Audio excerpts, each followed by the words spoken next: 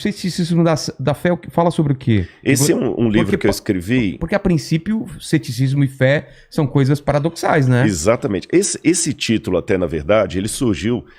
que eu tive algumas entrevistas no programa do Jô. Eu vi. E a terceira entrevista que eu tive lá, foram 3 entrevistas. Na terceira, eu lembro que eu falei com ele que a fé era racional. Aí ele falou, essa foi a maior antifrase que eu já ouvi aqui no programa. Total, né? E eu falei com ele, olha, é porque se a fé não for racional, não é fé, é fideísmo, ou crendice. Ou seja, o Machado de Assis falava de um personagem de Rubião, Quincas Borba, tinha o Rubião, que era um personagem que ele dizia o seguinte, Rubião era mais crédulo do que crente. Então, às vezes, é uma diferença do que crente. Qual é a diferença? O crente, apesar do jargão popular pensar diferente, o crente é aquele que acredita porque ele tem evidências para crer daquele jeito. O crédulo é um ingênuo, é aquele que tem a fé por amor da fé. Ele acredita em qualquer coisa. Qualquer coisa. Você tá entendendo? Então eu aproveitei esse lance, e é um livro que eu já estava escrevendo. Esse livro é mais na área filosófica. Eu trato de questões, por exemplo, ali, se Deus existe e é todo amor e todo poderoso, por que criança morre de leucemia? Tem guerra. Exatamente. Pandemia. Então falo de muita coisa. Será que dá para acreditar em Deus e na Bíblia? É uma linguagem assim que eu falo bem da filosofia, que é uma das minhas áreas também. Falo um pouco da pós-modernidade. Numa linguagem mais descontraída. Tem um capítulo que eu falo decifrando Homer Simpson. Que eu faço uma análise sociológica do cidadão de hoje. E o título, O Ceticismo da Fé, criou esse paradoxo justamente para mostrar que às vezes é preciso duvidar para crer. Porque se você for olhar bem, vamos pegar o ateu clássico, ou o cientista clássico. Eu estava vendo esses dias aí o depoimento daquele Carlo, fugiu o sobrenome dele agora, que está sendo considerado o novo físico aí para substituir Stephen Hawking, né?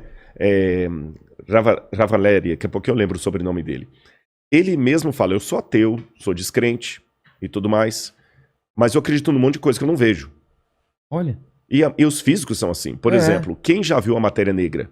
A matéria escura? A matéria escura, energia escura, Não tem nem como provar isso. Multiversos, que muitos físicos falam de multiverso. Universos paralelos. Tudo é cálculo, tudo é teoria. Cálculo.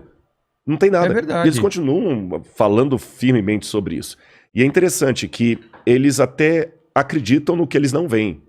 Porque ele foi ao universo, não vê Deus lá, então ele crê que Deus não existe.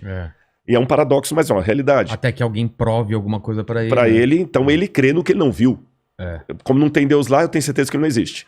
Você tá entendendo? Mas eu acho que na cabeça dele, por exemplo, o cálculo matemático meio que prova que existe essas coisas. Não seria isso? Não há. Na verdade, você tem alguns indícios, mas são os mesmos indícios que um cosmógrafo teísta, que acredita em Deus, vai usar para falar assim, olha, o universo demonstra planejamento. Logo, deduz-se que é um criador. Seria mais ou menos assim, explicando em linguagem simples, aí eu até falo por que eu coloquei esse título. Vamos supor que eu chego aqui no seu estúdio, que aliás, muito legal. Eu já tirei foto aqui, cara, psicodélico demais. Tem muito bacana. Coisa, cada muita cantinho. Não, esse chimpanzé aí, se sumir... É você que levou. Eu tô sabendo. Ele tá descolando aqui, ó. Suponhamos que tivesse aqui, entre o seu acervo aqui, no chão aqui, uma latinha com comida de cachorro. Eu não vi o cachorro, mas eu posso deduzir, senhora, o Vilela tem algum pet de casa aqui, algum cachorro. Eu falo, mas você viu o cachorro? Não, mas eu tenho indícios que tem um cachorro aqui. Entendi. O ateu, se fizer uma comparação, ele raciocinaria assim, não, eu não vi cachorro nenhum. Tá, mas e a ração? Deve ter outra explicação racional para a presença dessa ração aqui, mas não é que existe um cachorro na casa. A não ser que eu veja um cachorro. A não ser que eu veja um cachorro, eu posso ver a ração, ela não é indício que é um cachorro. Então por que a ração dá? Aí ele começa a trabalhar com outras hipóteses. O Vilela, como ele tem aqui um macaco à mesa, tem um símbolo da Coca-Cola, tem uma geladeira ali da General Electric, ele colocou um objeto também, ponto. Mas ele não trabalha com a hipótese de existir um cachorro. Entendi. Então ele não vê no universo a digital de Deus, mesmo sendo planejado, falando Deus não existe. Tá, e como é que tudo é planejado? Não sei, um dia saberemos. Eu trabalhei com o título Ceticismo da Fé, justamente, Vilela, porque eu sou cético para acreditar que certas coisas são pura coincidência. Tá certo? O universo é tão bem montado, os próprios físicos dizem isso, do nada, nada se faz. Então, se tudo começou um dia, o Big Bang, É, né, e La o que, Mettrie, e o que que tinha antes o que do Big tinha Bang? antes? Agora, esse novo cosmólogo já está trabalhando assim, não, talvez antes do Big Bang houvesse um outro universo É. que nós somos gerados por ele, mas esse talvez é uma coisa especulativa, que eu nem posso chamar de filosófica. É especulativa total, porque não existe indício nenhum disso. Quando o George Lemaitre, que era padre, por incrível que pareça, desenvolveu a teoria do Big Bang, na época de Einstein, eram amigos de Einstein e tudo mais, o que eles disseram? Esse é o que é clássico sobre o Big Bang e que está mais próximo de ser comprovado. Tá. Em primeiro lugar, o universo teve um começo. Esse universo que nós acreditamos teve um começo. E antes do universo não havia nada. Nem o tempo, nem o espaço, gravidade. nem a gravidade, nem a energia, não havia nada. Era o zero absoluto. Isso. A incógnita é a seguinte: do nada, nada se produz. Ex nihilo, nihil fit, diziam os latinos. Se não havia nada, por que hoje há algo? É uma pergunta que já vem desde Parmênides. Por que existe algo ao invés de nada? Eu sou cético demais para acreditar que do nada pode sair tudo. É mais sensato para mim acreditar que existia uma causa primeira, para citar o Aristóteles aqui, essa causa primeira que deu origem a tudo que existe e ela mesma não pode ser dimensionada ou delimitada pelo tempo, pela gravidade, porque essas coisas partem depois dela. E a teologia vai chamar essa causa primeira de Deus. Tá certo?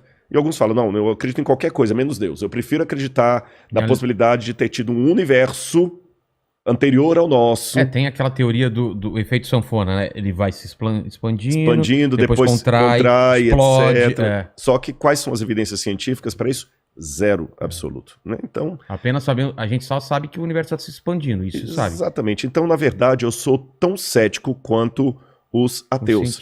Quanto aos cientistas. Sim, só que o meu ceticismo me conduz a dizer que havia uma causa primeira e o ceticismo deles conduz a dizer que havia talvez um multiverso ou um outro universo. Vê se eu tô falando besteira. Existem lacunas e os ateus preenchem essas lacunas com alguma coisa e você e eu, que cremos em Deus, a gente preenche com outras coisas. É isso?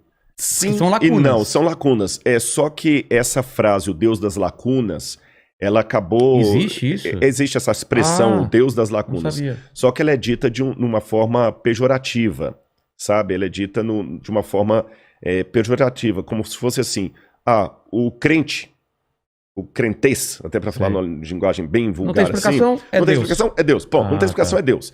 E isso acaba caindo realmente numa forma caricata. Fácil, né? É exatamente, porque... Existe também o acaso. Eu tô conversando com você aqui, eu posso derrubar esse copo e cair no chão e quebrar. Não é um milagre. É um milagre, ou o diabo que derrubou, o Deus que derrubou. Então, realmente é uma forma caricata de falar da fé. Eu não acredito que seria simplesmente o Deus das lacunas. É a lógica que me permite preencher essa lacuna com uma hipótese, que a minha hipótese é a hipótese teocêntrica, a hipótese de Deus.